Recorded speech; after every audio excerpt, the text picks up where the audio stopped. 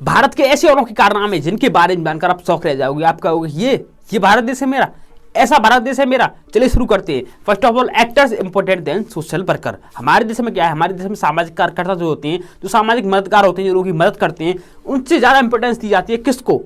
Actor को, actress को। वो कैसे? वो ऐसे कि भारत देश के सीरम इंस्टीट्यूट के चीफ एग्जीक्यूटिव अदार पूनावाला, इन्हीं की कंपनी हमारे भारत देश में वैक्सीन बनाने का काम कर रही है और लोगों की मदद कर रही है, लोगों की जान बचा रही है।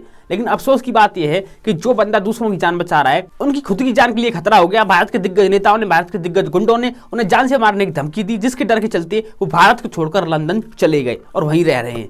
जान के लिए खतरा होने के बाद भी सिक्योरिटी दी गई थी, कौन सी? By class security. लेकिन जब बात आती है 12वीं फेल लोगों की, नंगा नाच करने वालों की, तो उन्हें अच्छी खासी सिक्योरिटी दी जाती है। कमांडो, बॉडीगार्ड, पुलिस ऑफिसर, इस तरह की सिक्योरिटी, अच्छी खासी सिक्योरिटी उन्हें दे दी जाती है। लेकिन जो देश का रक्षक है, जो वास्तव में देश की सेवा कर रहा है, उसके लिए ही हमारे देश के पास सिक्योरिटी नहीं है। ऐसा देश है हमारा, क्योंकि यही जो 12वीं फेल लोग हैं, नंगा नाच करने वाले हैं, यही तो आगे देश संभालेंगे, यही तो आगे देश का भविष्य है। आधार पूनावाला क्या है? कुछ नहीं। इनके लिए सिक्योरिटी ज़्यादा जरूरी है, इनको सिक्योरिटी दो। ऐसा देश है हमारा। सेकंड, कोरोना फॉल से स्लीप एट इलेक्शन टाइम। जब हमारे देश में चुनाव चल रहा था, चुनावी रैलियां चल रही थी, तो उन चुनावी रैलियों में लाखों की संख्या में भीड़ थी, जिनके पास न मास्क था, न सैनिटाइजर, न सोशल डिस्टेंस, कुछ नहीं था। तो उस समय कोरोना सो गया था, आंख बंद करके कोरोना सो गया था। उस समय तो था ही नहीं।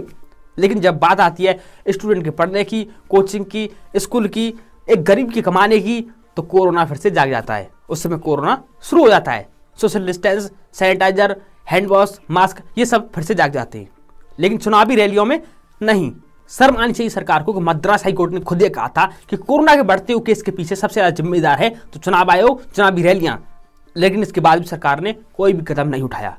कोरोना में हजारों ऐसे हीरे चले गए जो आने वाले समय में भारत को एक नए मुकाम पर ले जाने वाले थे।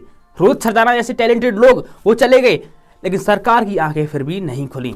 नेक्स्ट पॉइंट, घंटा value of talent in India. हमारे देश में एक से एक टैलेंटेड व्यक्ति है, लेकिन उसके टैलेंट की, उसके इन्वेंशन की कोई कदर ही नहीं है।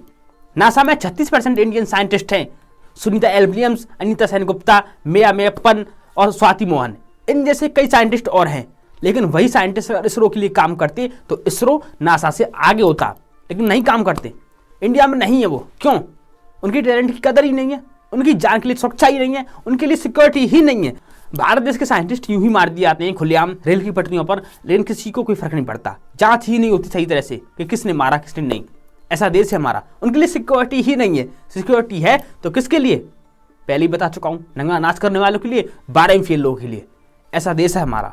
Next point, how much does the government worry about you. आपकी गवर्नमेंट, आपकी सरकार आपके लिए कितनी चिंता करती है, चलिए देखते हैं। असल में एक किस्सा सुनाता हूं आपको।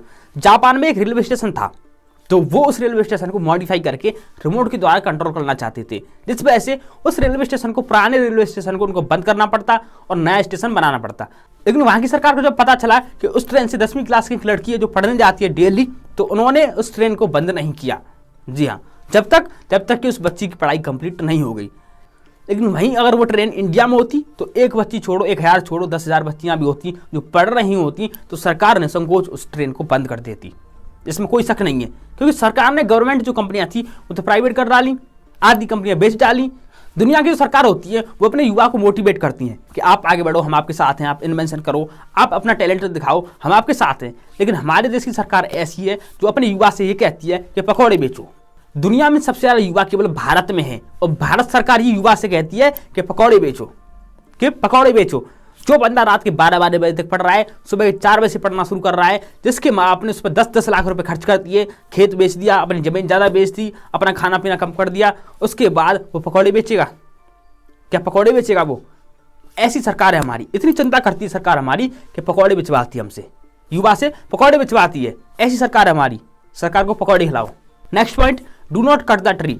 आपने देखा होगा कि पेड़ काटना मना है, पेड़ नहीं काटने चाहिए, ये सब लिखा होता है हर साल। लेकिन करोड़ों पेड़ काट दिए जाते हैं, टेबल के लिए, लकड़ी घर बनाने के लिए, फर्नीचर के लिए, कागज बनाने के लिए। लेकिन अब जब जरूरत पड़ रही है ऑक्सीजन की, तो सबको पता चल गया होगा कि पेड़ वास्तव में नहीं काटने चाहिए। ऐसा देश है हमारा। पहले पेड़ को काटता है, उसी पेड़ का कागज बनाता है, और उसी कागज पे ये लिखता है कि पेड़ काटना मना है। सो आई होप आपको सब कुछ समझ में आ गया होगा, और सब कुछ समझ में आ गया हो तो वीडियो को लाइक, शेयर, कमेंट जरूर कर देना, और चैनल को सब्सक्राइब भी जरूर कर लेना, ताकि आने वाला वीडियो आप तक जल्दी से जल्दी पहुंच जाए। और किसी एक बंदे को शेयर जरूर कर देना ये वीडियो, जो इस वीडियो को देखने में इंटरेस्टेड हो। अपना ख्याल रखें, कभी हार ना माने। राम राम।